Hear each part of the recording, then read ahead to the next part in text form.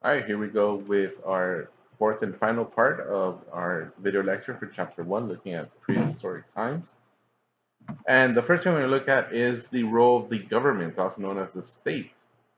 And basically, what happens is as population grows and more people are living next to each other in towns and villages and eventually into cities, a need arises to have law and order, to have someone in charge of making sure people aren't stealing from each other or killing each other or doing bad things to each other. So we see the rise of kings and landlords, and they kind of come from the upper class or from the military many times. And they need the need for the government also arises with organization needs. So, for example, let's say you live in a city and you know that there's another city, across the plains or over the mountain, and the people of that city are going to come to attack you. What are you going to do? You need to have a leader to organize the defenses. Need to have a leader to raise and build walls or to arm the soldiers, okay, and to lead the soldiers in battle. Or, for example, if you're next to a river and that river is going to flood and everyone in your village is going to be flooded out of their homes, then you're probably going to need to dig a canal that will allow the water to, spread and not flood everything. So who's going to be in charge of that? Who's going to organize that? And that's the role of the state, right? They take on these big, massive projects that individuals are unable to do on their own, right? But in order to have this state, in order to have this government, the people need to give up some of their authority, right? So I'm going to say I will live and follow the rules of the government, and in return, the government is going to protect my property, protect my life, stuff like that. And so you do need a lot of cooperation, right? Communal, I mean, it's community cooperation. So again, whether it's big, digging water like wells or digging canals so that you have water running to your farms, right? These irrigation projects are necessary, and it takes a lot of people, and you need an organization in charge of all those people, making sure that everyone's working together. So the question is, how do you get people to work together? And the answer is taxes. So what happens? I want to build a wall to defend my city. Who's going to build it? Well, I'm going to hire people. Well, how am I going to pay them? Right? So as a member of the government, I'm going to tell all the people in the city, all of you are going to have to chip in a little. Okay? So if you're a farmer and you're going to give me, 10 pounds of wheat.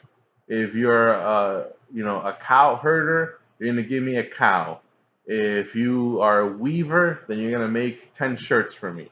And then I'm going to use all these resources that I get from the people, the taxation, and I'm going to distribute it as a payment to the workers, right? So taxes are a necessary thing for governments to operate. Now, this is, of course, way before there was even money, right? Where we pay taxes, in coins and dollars and stuff like that. So the original form of taxation is that you're supposed to give a percentage of what you have to the government, and then that government uses it for its own purposes.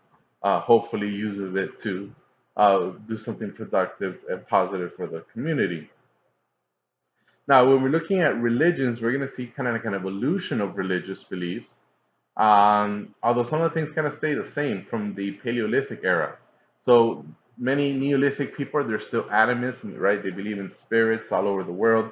But they've also become, as they grow into polytheistic peoples, meaning that they believe in many gods, in a deity or deities, in a pantheon of gods. And the idea is that these gods can interact both positive and negatively in our lives. So that means you need to have an organization set up to make sure that the gods are happy, right? So who's going to lead that organization? The priest or the priestesses sometimes. And their job is to make sure that the gods are happy, because if those gods are upset, then the rivers are going to flood, and the rain is going to stop falling from the sky, and your crops are going to dry out. So we see the creation of organized religion, right? And many times the organization of religion works with the government, works with the state.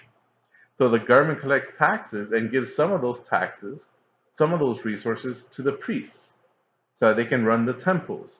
And if you're a priest, your job is to communicate with the gods and set prayers for the community and stuff like that.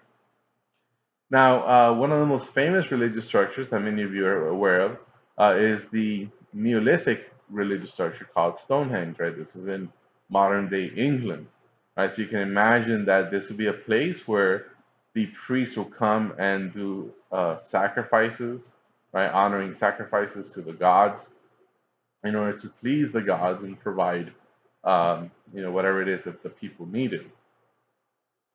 Now, so again, we see this creation of a new job, which is the priest, and many times the political leader, like the king, would also be a priest, right? Because they were kind of like they were claimed to be chosen by the gods to be the official leader of the city.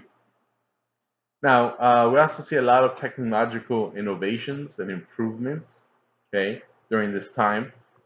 We've mentioned before the expansion of pottery, right? Allows you to store stuff. The plow, which you see in this picture, right? Basically, it's a wooden stick, a heavy wooden stick. They attach it to a cow or maybe a horse, and they drag it through the dirt, allowing you a nice even row to put in your seed so your crops can grow nice and even. We also see textiles, right? That's clothing. Metallurgy, that's use of metal, right? Little by little, we see that start taking place. The wheel, right? The wheel that allows you to transport stuff. Wheeled vehicles, right? You attach these wheels and these chariots and these wagons and these carts to a horse, and then you have a vehicle. And it could go really fast and over long distances as well. All right, so here we see more and more of these technological inventions. Right, remember again, pottery. Right, you can store stuff in pottery, so it doesn't go bad, it doesn't waste. All right, so the first, what we call civilizations or complex societies. So we started with those hunter-gatherers.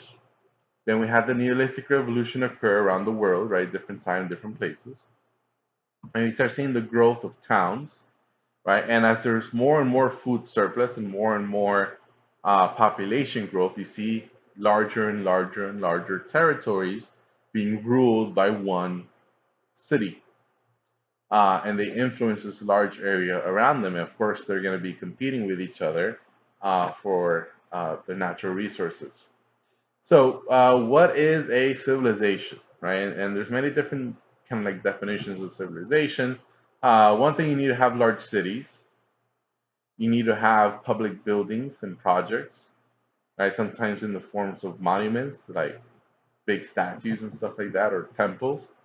You need to have a political organization, which is like a state, right? So the most common one was the monarchy, right? Ruled by a king. And we also see the development of language, written language, which allows people to keep track of stuff, like the government wants to keep track of who has paid taxes and who has not, for example. We also see the specialization of labor, right? Meaning different people doing different jobs besides food production, besides farming. Advanced art and literature, right? Because think about it, if you don't have to spend your whole time growing food, then you now have the time to sit around and make a statue or write a book, right? So we see the creation of art and literature with the as part of the specialization of labor. And we also see long distance trade. So if I'm in city A and you're living in city B a few miles away, we're going to start communicating and trading, right? Because maybe your city is really good at furniture and carpentry, but my city is really good at pottery. So we're going to try to trade stuff. And then by trading stuff, we're going to start learning from each other. What new techniques are, and improvements I can make in my manufacturing of products. And that's something we call cultural diffusion. That's one of those big terms you're going to hear in AP World History, right? That is the spread of idea and knowledge and culture from one society to another. All right, one of your questions is all about Yoda. All right, what is Yoda's message? And Yoda's message is try not. Do or do not, there is no try. Now, if you don't know what that means, it basically means that if you go into something and you say, I'm going to try to do good, like I'm going to try to do good in AP World History, then in your mind, you've already accepted the fact that you might fail. So when you face challenges, Yoda will tell you to either do it or don't. But don't try because that's already giving into failure, right? Accept the failure as a possibility, that's the do not, but also accept that success is a possibility. And that's your message from Yoda. All right, our last topic is prehistoric environment. So we start seeing that humans slowly start controlling their surrounding environment, right? So they start digging wells or canals, right? Um, and this allows them to maximize the area that they have to produce more food and therefore increase the population. Um, but the problem is that some of the stuff that they did wasn't environmentally friendly. So, for example, well, we'll get to that. So, what are some of the things that they did to survive, right? Well, for one thing, they domesticated animals, right? So they have their cows, right, or their goats. Uh, but the kind of the negative side of that is that if you live, if you have a farm and you have your cows and your goats, and then a wolf shows up, you're gonna kill that wolf. Or if any other animal shows up, you're gonna kill it because you don't want it competing with your animals that you depend on, for survival. Same thing with plants, right? If you have a forest full of trees, right, you're gonna cut all those trees down in order to make room for, rice crops or wheat crops or potato crops because you can't eat those other trees, but you can eat these crops. So you're going to cut those down. Rivers and bodies of water. Well, you could dig canals and ditches, allowing you to control the flow of the river, right? Control the floods that many times would happen at different points in history.